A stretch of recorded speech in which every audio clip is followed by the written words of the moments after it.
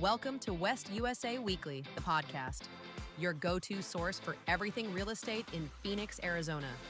We're breaking down market trends, local insights, and the moves that matter most to Valley agents. Interviews, tips, and the latest from one of Arizona's top brokerages, all in one place. Let's dive in. Good morning, West USA. Welcome to another edition of our Monday morning podcast. We want to welcome everyone. Yeah. We know there's a lot of people with West USA right now that are just learning that we have a podcast every Monday morning because we got our brokers coming up today. And we don't talk about it at all. So I'm glad everybody was able to join us this morning. Welcome. Yeah, the podcast is one of those things, if you know, right? Yep. All right, a little sneak peek of what we got coming up today. Of course, we got Todd here to give us a look at the numbers. Justin Frederick with the Frederick team going to give us our mortgage minute. And I know last week somehow we were talking about open houses, so I am going to give 3 tips to converting at open houses. And then what's up, Buttercups with Kyle Fouts, and then Dwayne's going to be in here too, and we're going to talk about all the big changes. Yeah, so we got that. As always, if you got any comments or questions, please feel free to email us at podcast@westusa.com. Let's jump into the announcements. We've got quite a few CE classes this week. This one is all about probate and estate planning. So that is tomorrow from 10 to 1 p.m. right here at the corporate office, the North Phoenix office. So make sure you get signed up for that. All right, attitude is everything. So we're working on Nick's attitude. Thank you, I appreciate it. I'm actually taking this class twice this month. All right, so this is about getting ready for 2026. This class is going on December 17th from 10 to noon at the Scottsdale office. All right, Todd's got a CE class, virtual class, 3 hours of disclosure law this Wednesday. And as always, if you didn't know, all of our events can be found on the dashboard. Just go to your dashboard, look at the calendar. If you're not with West USA and would like to attend one of our classes, all you have to do is go to westusacalendar.com. All right, Michael DeVille's got a big class, Forecasting 2026. This class is coming up tomorrow at 12 o'clock. So it's all about risk management for investors. And then I guess, Nick, we're going to be closed on December 25th. So we're going all out this year. We're giving the team Christmas off today. Well, we're closed on the 25th for Christmas Day. Yeah, for sure. And then we're also going to close early on the 24th to allow the staff to have a little more time with their family. That's what I thought. Yeah. And so I have a little surprise for everybody because it is the Christmas season, and I have been nailing and I've been winning every ugly sweater contest that there is, and so I brought it in today. So I got I'm gonna have to stand up for this. What do we got here? Oh my goodness! Yes. Oh my goodness! Is that my face on your? Wow! Shirt? Oh boy! Wow! Here we go. Yeah. First scene, first release. Wow! Incredible! That's terrifying. That was really good, Mike. Big shout out to Shauna for sending over that picture last year. All right, Todd. Let's get into the numbers. I hate that. Just for the record. Hey, can I borrow that for the Chandler Christmas party? I've lost control of the dashboard here. Yeah. Oh, sorry. Hold on. I was zooming in on the terrible sweater. There you go. You got it back. Awesome. Thanks, everybody. I don't know how I can follow that. All right, well, here we go. Thanks for joining us. Today we're going over the Greater Phoenix Metropolitan Market statistics for the week ending actually Friday, December 12th, and I'll be doing another one this coming Friday prior to the holiday to send out to you guys. But this also includes the November 2025 quick look. We're going to briskly go through this because we have a lot on the plate today. So please look at your closed Facebook groups for this later today. So here we go. Across the board this past week, 77 days closed on market. We have a 3.67 month supply. Absorption rate was at 27.65. Average list price this past week, 762. 415. Average sale price this past week, 676, 335, and our list price to sale price retention at 97.09. Active inventory continued to decline. We're at 24,397. Pending is at 3,420, and closed units for the month of December, 2,359. Looking at new listings taken this past week, 1,558. Days on market is at 92 for active and 77 for closed. Looking at the lower left-hand side, this is obviously just for closed closed product. So I want you guys to see this. And again, this is for the month of November. So this is what the totals were for the month of November by price range, and also it shows you the days on market for each of those. So I thought this was a pretty cool little thing. And looking at it from a complete perspective, those properties that closed this past month were 71.75% were under 600,000. Properties between $1 million and 600 were at 18.63 and 9.63 for $1 million and up.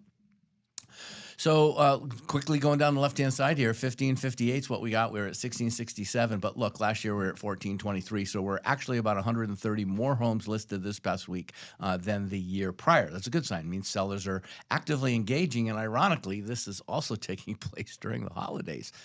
So that, again, this is usually much less than that. Looking at active inventory, 24,397. That's comprised of 467 coming soon properties, 18,386 single-family non-distressed, 2,735 new home construction properties, 23,976 non-distressed, and of course, looking at our short sales, the foreclosures and lender-owned property, you can see that they represent still approximately 1.6% of the. It's growing to every bit, just a very, very little bit.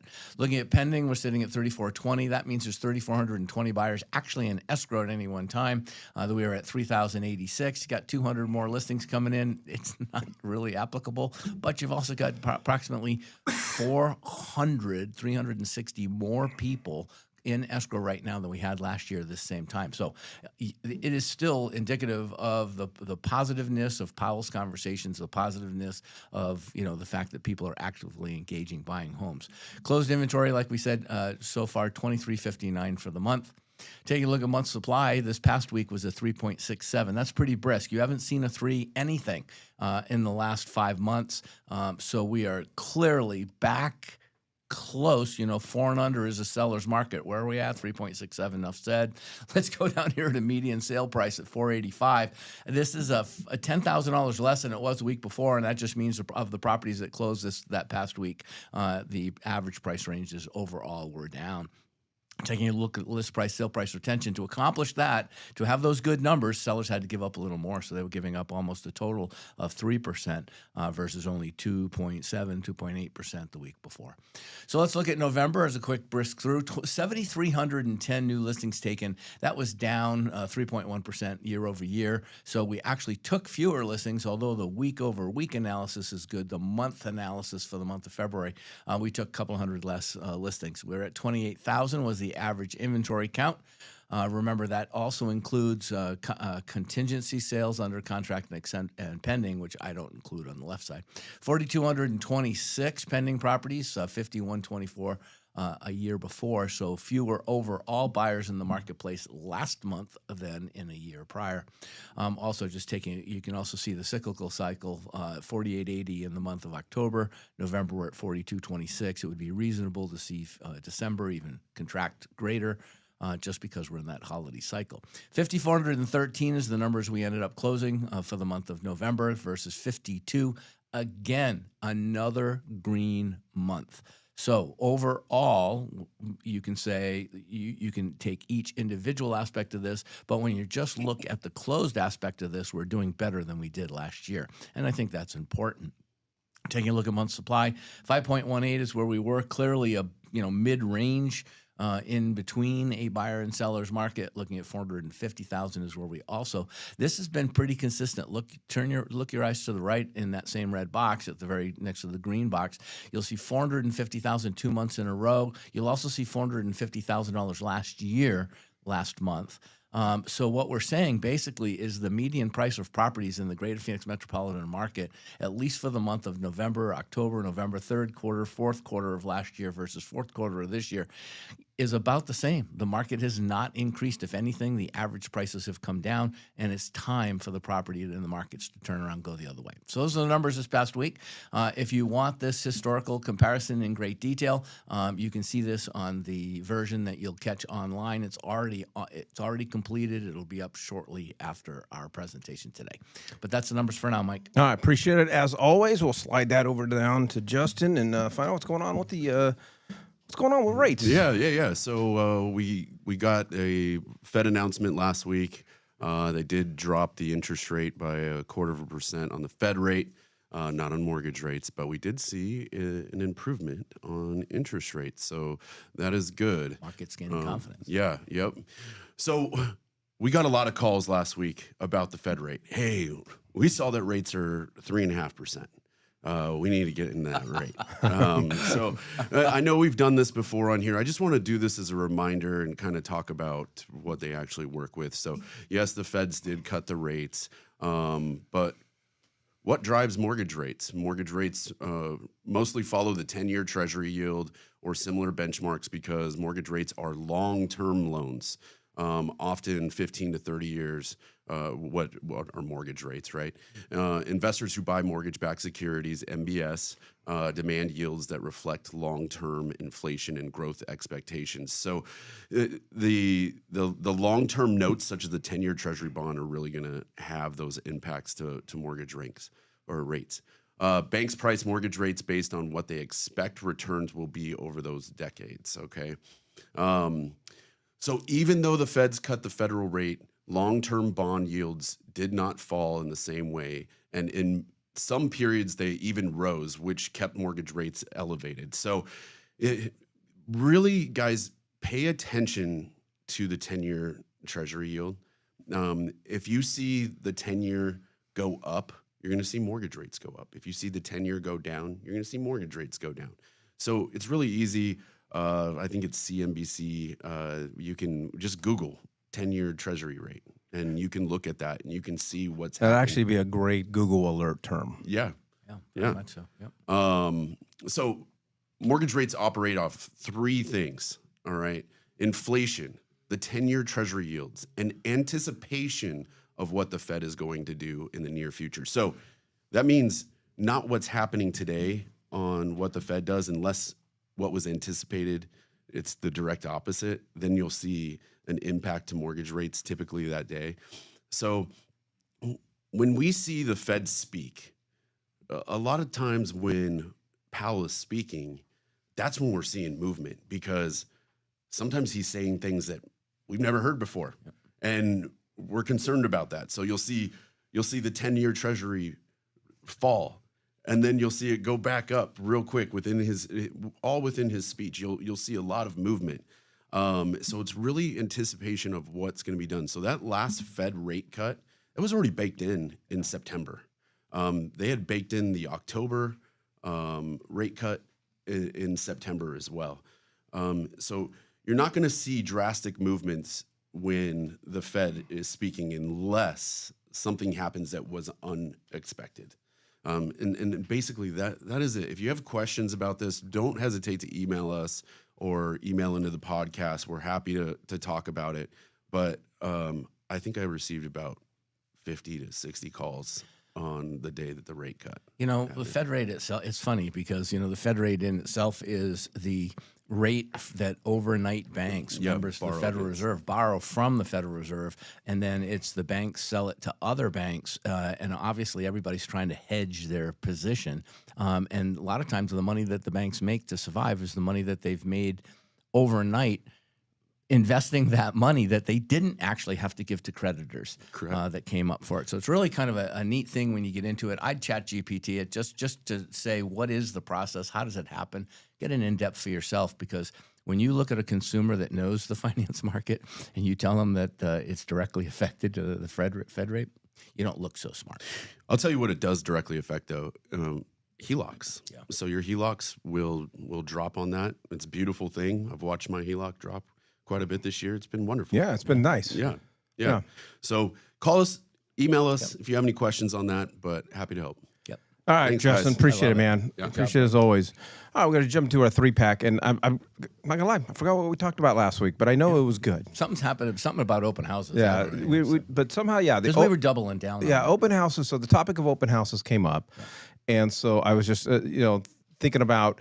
Because we always say that there's two types of agents that swear by open houses and agents that say open houses suck because they don't work or whatever the case is. And I often always say it's really just comes down to how you work these open houses, and so I wanted to provide 3 tips to converting at open houses. And this is not about setting up and having cookies and where you place your signs, but this is okay. People come in, and then what happens? Love it. So first one is collect info. So if you're just handing out flyers or business cards, you are nothing but an event planner. And we didn't spend all that time in school. We don't spend all the time putting together open houses to be an event planner.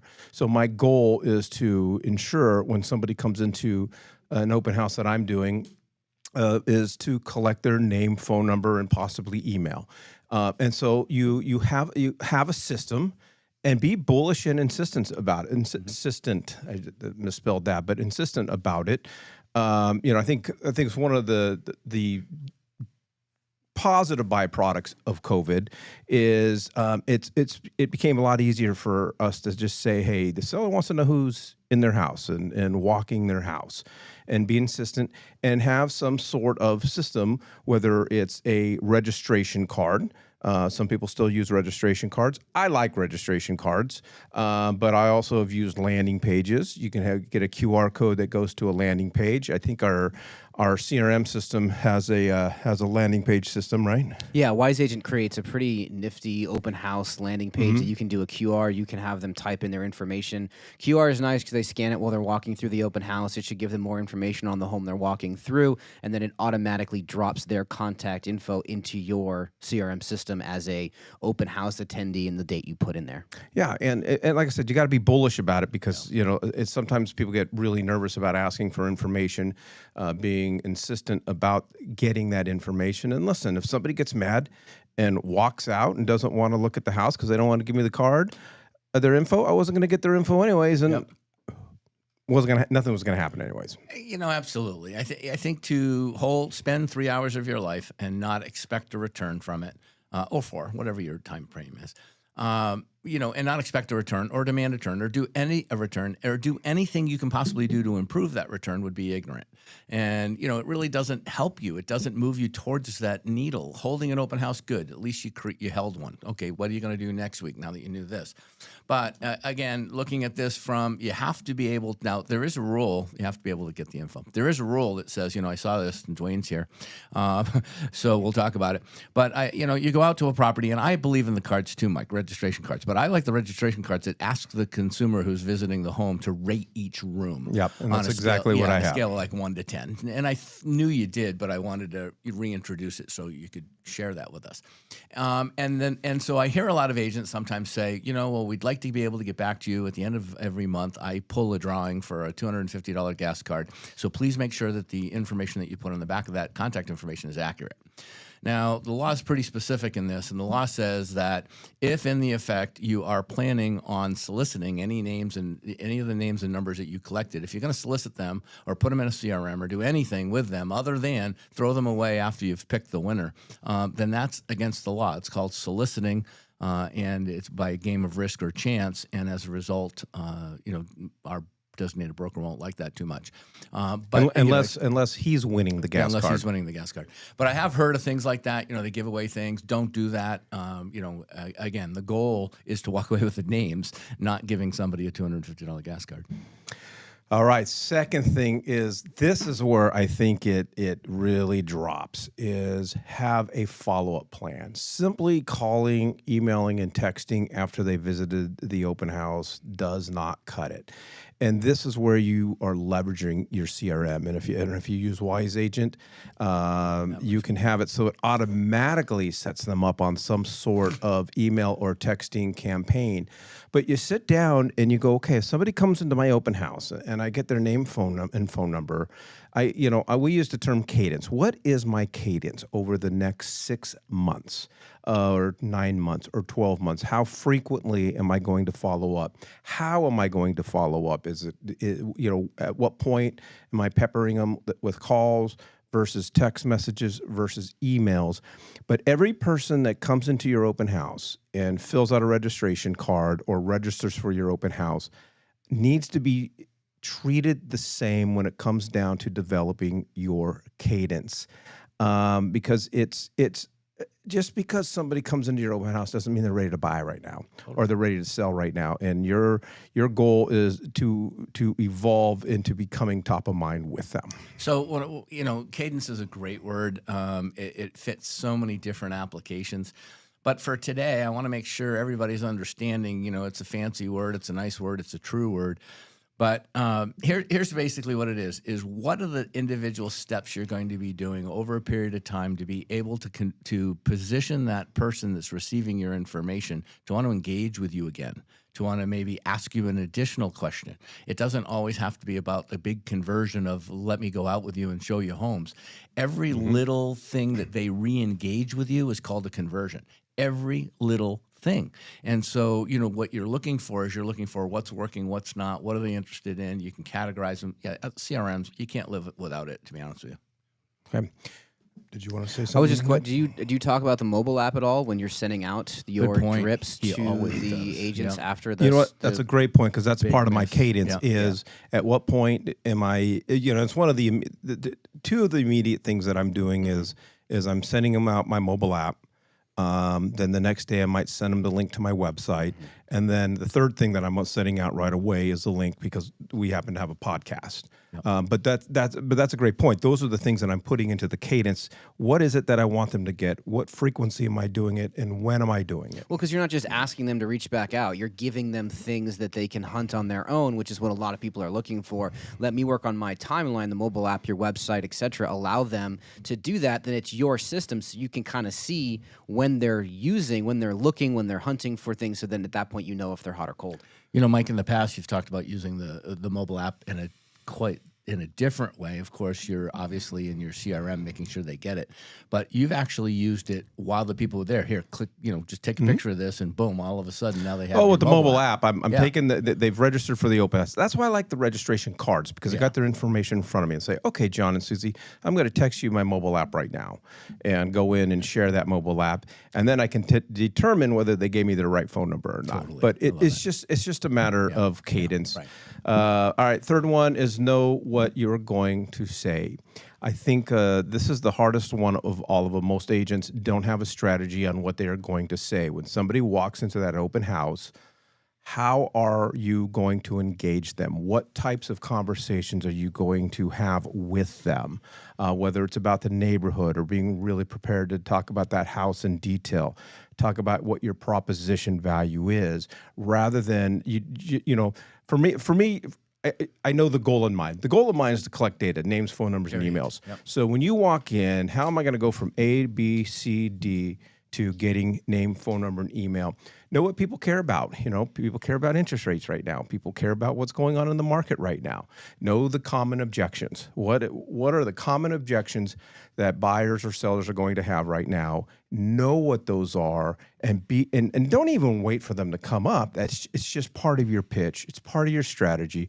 It's part of knowing what you want to say to them. It's funny because I walked into an open house this weekend and, just out, had nothing to do. So Lynn and I went through and, it was funny because you can come over and work on my yard for me, there pal. were QR codes in this house in every room. And it listed a new issue on, how they have those plastic things that used to 8.5 by 11. You could put a letter in there. I got 5 of them. Okay, so in every room they had one of those with a QR code, and every one of those had a different industry problem. It was like, our interest rates a problem for you, and then a QR code. Is that your obstacle to buying? In another room, it was down payment money. In another room, it was, and I thought that was funny, but guess what? Me, I'm always taking a picture of every single one. I want to know what they're doing. Yeah, that's a great idea. All of it went to a wise agent like landing page where I had all these different digital options that I could download, talking about those topics. It was, but it didn't take me to a topic. This was the whole key. It just took me to the landing page where it had every other sets of information of what anybody might have been interested in. That's actually a really good idea. It was really cool. I gotta think through that. It was really cool. Yeah, and Nick, first thing that I'm saying when somebody comes into the open house, I'm going into detail and explaining to them why this is a buyer's market. I'll let you guys fight about that in 2 weeks when we come back. But again, I'm sure the seller loves that, right? Being in front of it, setting expectation. The big thing here that I just want to make sure we touch on, if you're new to the industry, you've not done a lot of open houses, you're not very confident in what you're going to be talking about. If you don't have a coach, you should have one. Role play, work through that, talk to your team leader, role play, work through that. Or this is another way to leverage AI. We are working with someone who's going to come on in a couple of weeks that have built personalities, personas inside ChatGPT, and it allows realtors to go back and forth with the computer. You prompt the question to the AI chat, it then comes back, and so you're having these conversations back and forth with, it is a computer, but at least gets you prepared to have conversations with consumers as they walk through your open house. Because the last thing you want is a question that you can't answer and you stutter and you step and you're not sure how to walk through that conversation. You don't want to be there. And so it just helps you get a little more prepared as you're doing that. So that's coming up, I think, in January. Yeah. And speaking of that, I know I am on my phone right now. I'm looking at dates. So it's important to note that we are going to be off the next 2 Mondays. And then, Nick, Monday, January 5th, we've got some big announcements. We have a huge announcement. We have Major. Clint Fouts, President and CEO, coming on the podcast. So make sure everybody who's on today, please join us for that one as well. It'll be very important that you guys are in attendance there too. Cool. All right, appreciate it. I'm gonna get up and let Kyle sit in my chair just so he doesn't have to cram. Come in on with over everybody. here, Kyle. Yeah, there you go. So, Come on. Thank you, everybody. Look forward to seeing you. Happy holidays, Merry Christmas. Thanks, Take Todd. care. Yeah. All righty. Well, Kyle, we spent some time, some money, put a lot of effort, and you got your own slide now. Look at how nice that looks.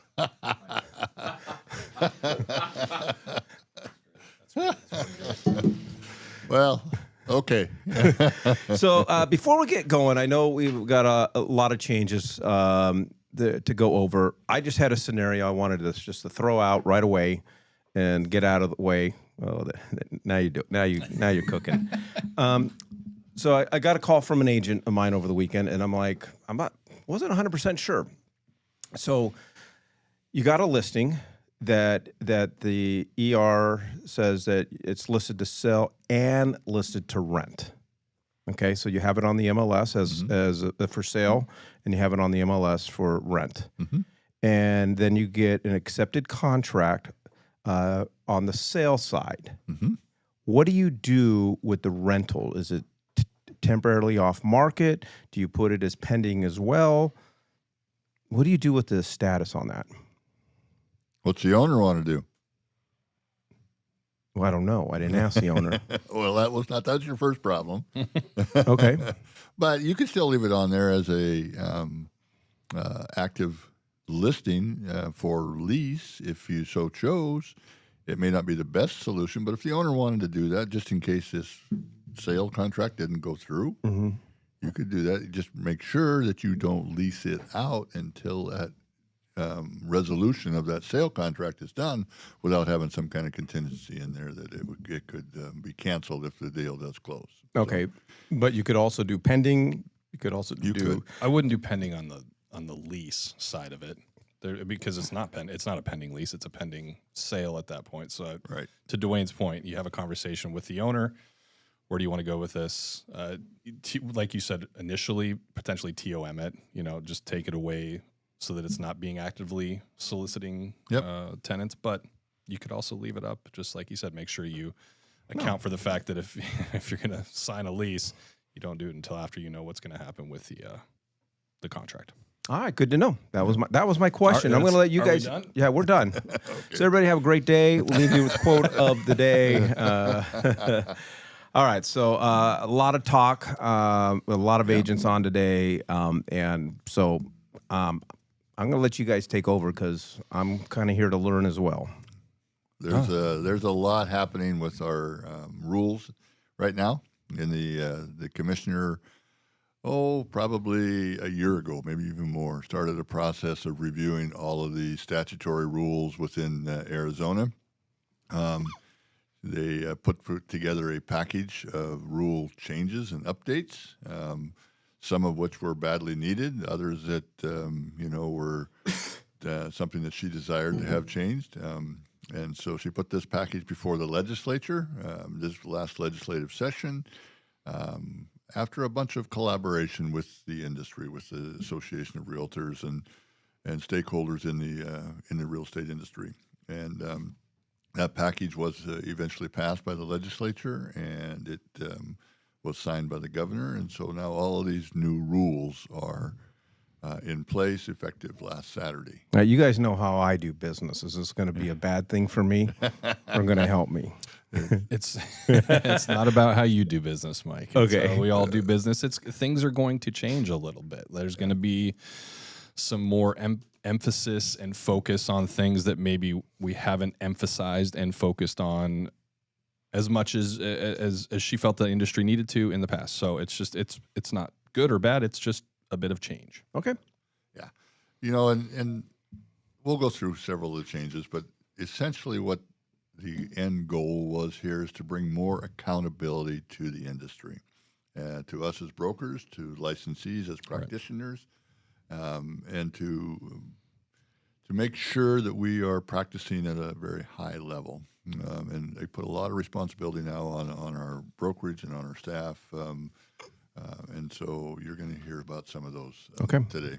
Because what is the role of the Department of Real Estate, Mike? I'm not here to be quizzed. Well, you get to do the quizzing all the time.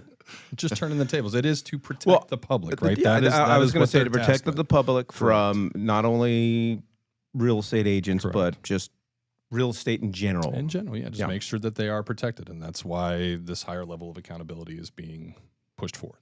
So. So go. Go for No, it. no, I did. This is your show. I'm the color commentator. Well, your face is up on the screen, Kyle. It is. Well, and such lovely yellow buttercup. It's great. I love it. Go So we ahead. put out a message on all of our private Facebook groups last Friday, and we'll start with that, and we'll kind of cover that. Part of the statutes in the past was that the brokerage had a responsibility to maintain files with only a limited number of documents that were required to be in the file. Obviously, we went above and beyond that as a brokerage. So now the commissioner has really upped the ante on what has to be by statute in all of every broker's file. And so we put a list out that is now some of the documents that formerly wasn't required. Now they are required, and so even though we've been requiring them for quite some time, these are now statutorily required. So we're not going to have much flexibility in any of that. So the thing that changed is it's now any document that is signed by the client absolutely has to be in there. Every document. And so that's something that we're going to start updating our requirements on our file now to reflect that. Disclosure documents are a bunch of them that are now going to be required. So, and specifically, they've been pointed out in the new statutes that disclosure. Not that we've always required the SPUDs, we've always required the claims history, but we can't be as flexible anymore now that they're statutorily called out. It's kind of a this is this. You must have them in the file. There is a path we also know agents who have talked to me know I say you can't necessarily, if you're on the buyer side of a deal, you can't necessarily, or on the seller side of a deal, you've submitted a SPUDs to the buyers, you've requested it back, they haven't provided it back to you. You can't necessarily go over there and twist their arm to get it back. We need proof in the file that shows that you made the request to get it back. Okay. Right. So things like that. Yeah. So, and it will happen when you don't get those signed. For example, let's talk about the insurance claims history, right? That document is typically not signed. Correct. But it is a disclosure document, so that is going to be have to be uploaded to each file. When does this all go into effect? It went into effect Saturday. Oh, This past Saturday. It is currently now in effect. I did 5 deals this weekend, so I got a lot of signatures I got to get, right? Congratulations. This is no place to brag, Mike. Right. I'm just wishing. So, but yeah, so those documents. So your agency disclosure, which didn't make our list, that went out on the private Facebook groups, but the agency disclosure is a document that's now going to be absolutely required. Yeah. Some of these will be, if they are applicable, such as an affidavit of disclosure, lead-based paint. Some of those, depending on the transaction. The Binzer will now be required. That's a signed document that we've not in the past mandated that people upload. It just think about it. It kind of 10,000 overarching, 10,000 foot view. Just if it's signed by the parties, it's in the file. Okay. Period. The end. Also, the disclosure requirement maybe isn't signed. So if you're disclosed something from your seller that's, or they send you an email with some sort of disclosure, obviously that's not a signature type thing. Still needs to be in the file. Okay, that's specifically called out in the statute that unsigned things, disclosures, still need to be placed in the file. So yeah.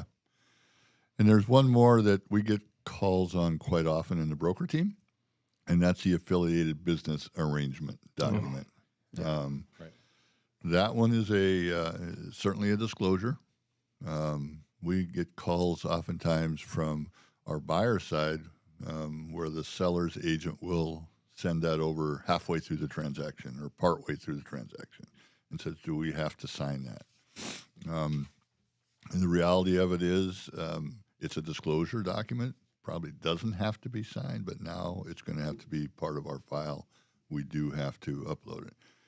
If we are making any kind of an affiliated business arrangement disclosure, by all means, get that done when you're submitting your offer if you're on the buyer side. If you're on the seller side, make sure it goes back with any counteroffer if it's not included in your offer, because that is one document that the commissioner is on top of. And so, and which document was that again? Affiliated business arrangement. So, yeah. And we as a brokerage don't have any affiliated business. However, we do see it a lot from a brokerage team standpoint. A lot of questions. Yeah, a lot of in. it with these title companies. Correct. And sure. Yeah. Which is fine. It's just the conversation is now. We've been talking about this in the not so distant past with our agents. Just it is a mandatory disclosure from their side, so it's okay for our clients to go ahead and sign it. It's now part of this disclosure statute requirement that we're going to need in the file as well. So, just real quick, I'm going to jump in just to remind everybody, we do have some people that are on the call that are not West USA agents. These are West USA Realty's brokers. So if you are not with West USA, you definitely can stay on and listen, but please make sure that you're getting the information directly from your broker team. And then we have had a few questions come in, so I just want to clarify a couple points you guys have made so far. Okay. Is the insurance claim history report now a document that is required to be signed? No. Okay. So then what constitutes what do we do as agents how do we show proof that we tried to get a document that is required to be signed? Email. Yeah. Send an email to the other side requesting, if you're on the seller side, you've provided the spuds to the buyer, they haven't sent it back. Send an email, say, we're going to want when I talk to an agent about this, and that it won't change based on this new requirement. It's prove that you've delivered, because getting it back signed only acknowledges receipt of the document. So if they're not going to do that for you, it's great when they do, but when they're not, send in or submit the email that shows you had it as an attachment, proving you delivered it, because that's kind of the mandatory part. And then now send an email also requesting it back signed. Is there any documents that we were requiring submitted that are now required to have a signature that wasn't required before? Not that I'm aware of. I don't think so either. Yeah. Cool. Okay. Yeah. Sweet. Thanks, guys. And there's a lot of moving parts still on this. The industry is still going to play some catch up, so things will be changing. Just keep your ear to the ground, and we as a brokerage are having conversations about it. Things like I said in the beginning, things will be changing a bit.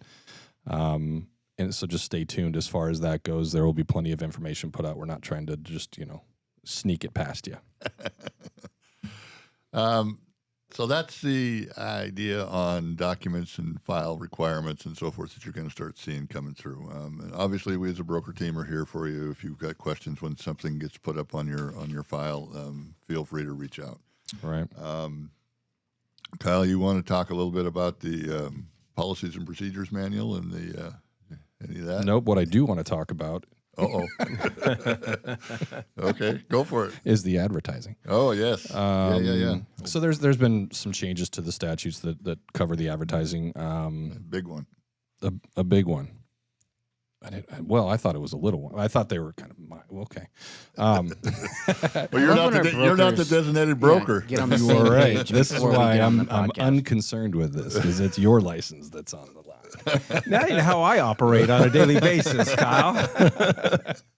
I'm kidding. So, one change with advertising, as always, if you have gone to sell your own property, a property that you have ownership interest in, as an owner agent, you've had to disclose that I am, in fact, an owner agent on any advertising that you do.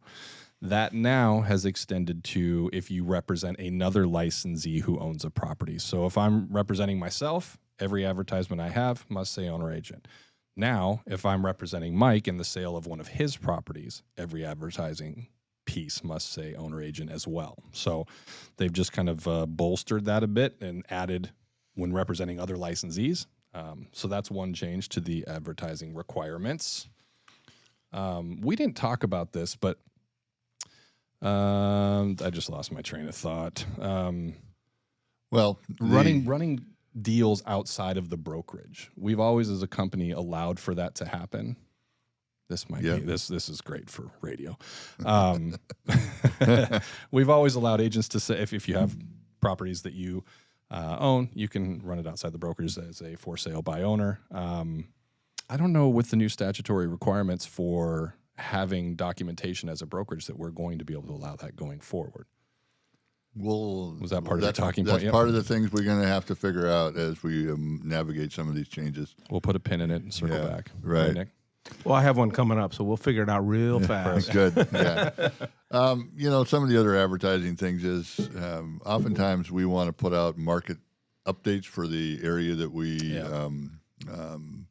practice in. So we have a subdivision or area that we do, and now there's some additional required disclosures on those advertising pieces that if those all are not your listings, you have to make that clear with specific language in the advertising piece. So the statute actually calls out the specific language. Yep. Right. And so if that is your gig, if that's how you are part of your marketing thing, just make sure that you are making that proper disclosure.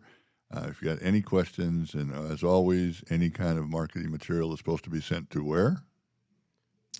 Podcast at westusa.com. No. Broker support. Advertising at West USA. You can tell you do it right. To be very clear, Mike, any marketing piece that you're putting out, whether it be on social media, on your website, a video that you're doing, a door hanger, you need to please send to advertising at westusa.com. With the new ADRE changes, it's even more imperative that you are using advertising at westusa.com. It's a very harmless system. The brokers respond very quickly, very efficiently, and it's going to keep yourself out of any trouble with ADRE, any nasty grams that come with it. And that's not a change. Like I've been here 5 Yeah. years. Everybody here has been here longer. That's not something that's new to our process. So like the advertising at westusa.com, we've preached that forever. So just as Nick said, it is, you should have been diligent in the past, but if you haven't been, it's now even more critical. And that's one of the things with West USA Realty. A lot of the quote-unquote changes that ADRE has implemented, we've been doing for quite a long time. So the agents that have been tuning in have been following suit. There's not a lot of difference you're going to see. We just wanted to get in front of this and make sure there wasn't this massive shift coming. We're just going to go through, the general overall changes and just make sure everyone's on the same page. Right. And one of the other advertising thing that's a big deal that affects me more than anybody else probably in the organization, and that is the commissioner's change to the rule. Prior to last Saturday, the responsibility of the designated broker was to supervise all advertising and marketing, right? Which meant that we had to review it and approve it. Now I become personally responsible. So you as a licensee, if you violate any of these advertising rules, guidelines, not only are you subject to administrative action by the department, so am I. So I apologize in advance, but we're going to be pretty tight on this because my license is of value to me, and we're going to make sure that we are in compliance with all of the advertising. With all requirements. advertising and just the rest of these statutes that have been changed. I mean, it's a thing that we have to be diligent on, and so we will be. Yeah. Don't take it personal. Like I said about the requirements, it's not you. It's just we just need to make sure we're all being protected. Right. What else? Yes, there is. I'll talk about the policies and procedures. This is another big one. This is actually R 428-1103B, as in Bravo. In the past, as you know, we have always had a policies and procedures manual that we enforced regularly. Now the commissioner, as I started when we first started out here, she wants more accountability to the licensees as well as the brokerages. So now what she has required in statute that you're going to see some changes coming through in our brokerage and probably every other brokerage in the marketplace. We now have to be able to document that we are enforcing our policies and procedures manual, and we have to have, and this is what the big change is, a progressive penalty policy that we can demonstrate as being enforced. So what does that mean? Think about it from the Department of Real Estate. Well, what it means is our beer fund is going to start to grow. It might. But think about it from a Department of Real Estate standpoint, right? And fortunately, most of you listening have not had to experience this. But what the department does to protect the public is if they have a licensee who violates statute, they're going to implement some sort of a penalty for that after their investigation and due diligence, right? So that'll be pretty minor. Depending on the nature of it. But it's typically if you violated a advertising, for example, your first fine might be $1,000 and a few hours of education. Mm-hmm. You do it a second time, they're going to be a little more difficult on you. You do it a third time, they're going to be really hard on you. You do it a fourth time, they're going to probably come after your license. And so they are looking for that kind of a penalty policy within a brokerage. Not necessarily go after the license, but we have to be able to demonstrate that we are enforcing every piece of our policy manual. And so you're going to see some changes in that. And where this impacts a lot of agents is going to be in the timely uploading of documents to the files, right? That's one. How much time do you have to upload a contract, Mike? 5 days. Okay. From when? Proceed, Dwayne. From execution date. From signature date, right? No. Yeah. So yes, it is 5 days by our policy manual, right? But that's just one of the policies. There are many, many policies within our policies and procedures manual that you need to be familiar with. And if you violate those, we have to be able to document that we have enforced it. One of the issues that the commissioner had is apparently a lot of brokerages out there have the required procedures or policies and procedures manual, but they weren't enforcing it. It was just there because the statute said they had to have one. Right. Right. And so now they're going to put more responsibility on us as a company, every company across the board. And so you're going to see some changes and some announcements on how that's going to operate. So let me ask you this question. I know that there's no industry that's perfect. Right. And every industry results in consumers getting hurt. But has our industry been that bad for the Department of Real Estate to go, hey, we've got to really step in and protect the public because so many people in the public are getting hurt? It depends on who you talk to. You talk to the commissioner, and the answer is yes. They get to see the worst of the worst, right? And we as a brokerage, and I'm sure other designated brokers along the way, we get to see the kind of not so good, but not the worst of the worst. And so, like I said in the beginning, some of these changes I think were needed just to update the rules and the laws, but some of it is just to help the department get better control over what some of the licensees. And it unfortunately it's like anything else. The worst of the worst are the ones that impact all the rest of the practitioners. Yep. So yeah.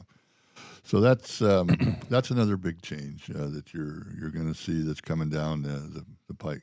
Do you have anything else, Kyle? I have some rapid fire ones. If Real quick, if let me you'll jump into the indulge me. questions before we Okay. get into there. So, Yeah. one of the questions was, I don't know if this is something you guys want to answer here. We go and do an email back, but what is the specific language for advertising other agents / brokers listings? Send Kyle at westusarealty.com. I'll send it to you. It's. I mean, I don't need to regurgitate it here, but I will definitely send it to you. I can read it to you. It says, make a disclosure in the advertisement that indicates that the properties featured are not representative of a licensee's transaction history and include information of other licensees' transactions. So, Perfect. Kyle at westusarealty.com. Perfect. Okay, I got representative. Okay, Good.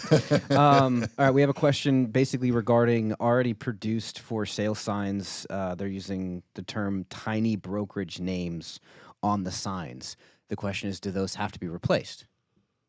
I don't understand the question. Tiny So, brokerage, like I think the question is that the brokerage logo name is not clear and prominent, which would be a that violation. should never. of the Yeah, ad. that should Well, not be. that's not anything new. Correct. Right. So the point that I wanted to make there is if you're concerned about any advertising pieces that are already out produced by you or another agent, Correct. screenshot it, send it over to advertising at westusa.com. Yep. You're not tattletaling, you're protecting your own, which we appreciate. Right. And there are stickers that you can procure and put on the sign if you have to. But don't tattletale either. We want to make sure that we protect our own so that they're not getting a nasty gram from ADR. Correct.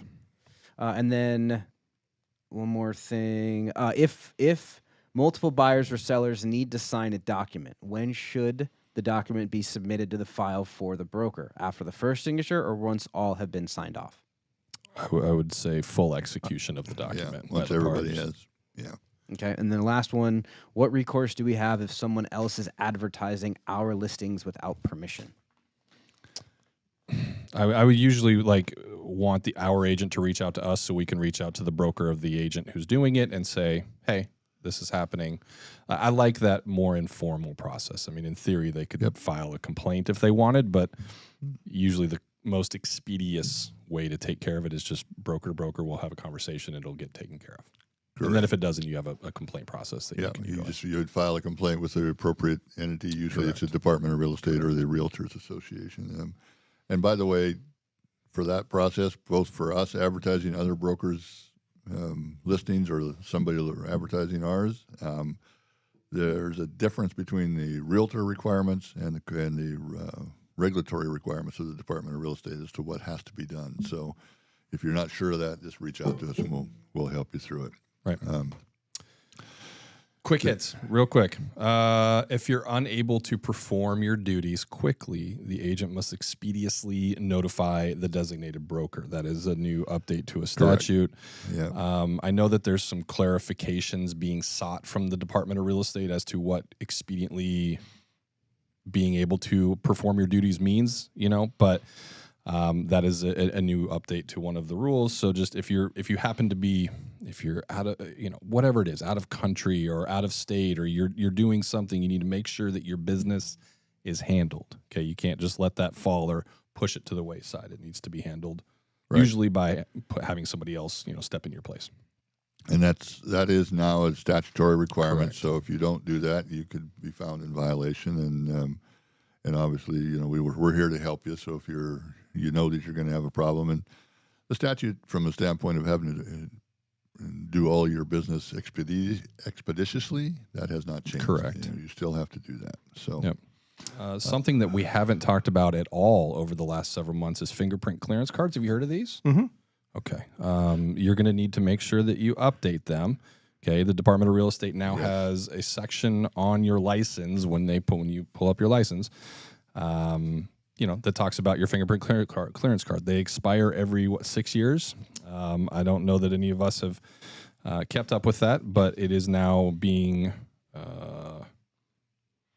it's being paid attention to by the Department of Real Estate. They want to make sure that you're on track with that. So yeah, as you're up for that is a big one, and I'm thankful for bringing that up. And we often get the comment, well, my fingerprints haven't changed since I got my license. Why do I got to do this? Well, there's a couple of reasons. One is I'm not sure how far back it goes, but actually any licensing entity, including the Department of Real Estate in the state of Arizona, is tied to the DPS fingerprint clearances. And so in the past, licensees had a responsibility to disclose any kind of criminal activity that they were involved in, and they had to disclose that within 10 days, which didn't really happen on a regular basis.